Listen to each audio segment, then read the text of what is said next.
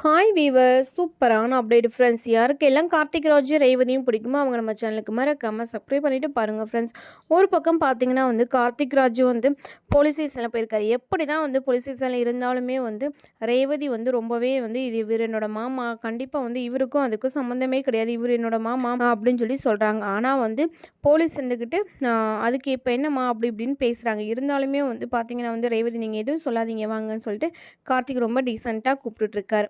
அதுக்கப்புறம் பார்த்தீங்கன்னா புது மாப்பிள்ளை ஃபோன் பண்ணி புது மாப்பிள்ளை இது மாதிரி கார்த்தியை விட்டுருங்க, நான் என்னோட கேஸை வாபஸ் வாங்கிக்கிறேன்னு சொல்லி சொல்கிறாங்க. உடனே போலீஸ் பிடிச்சி திட்டிடுறாங்க. இதெல்லாம் யாருனால நினச்சி பார்த்தா மயில் வாங்கின ஒரு பக்கம் இதுக்கான எல்லா பிளானும் போட்டுட்ருப்பாரு கார்த்திக் சொல்லி. இப்போ கார்த்திக் மணமேடைக்கு வர போகிறாங்க. மணமேடைக்கு வரும்போது பார்த்தீங்கன்னா அந்த மாப்பிள்ளை தாலி கட்ட போகிறாரு. இதை கார்த்திக் முன்னாடி நின்று பார்ப்பாரா, இல்லை கார்த்திக் இந்த கல்யாணத்தை தடுக்கிறதுக்கு என்ன பண்ண போகிறாங்க, ரேவதி கல்யாணத்து மேடையிலேருந்து எந்திரிச்சு வந்துருவாங்களான்னு சொல்லி அப்டேட்டை பற்றி பார்க்கலாம் ஃப்ரெண்ட்ஸ். இந்த மாதிரி அப்டேட் உங்களுக்கு பிடிச்சிருந்த மறக்காம நம்ம சேனலை சப்ஸ்கிரைப் பண்ணிவிட்டு பாருங்கள்.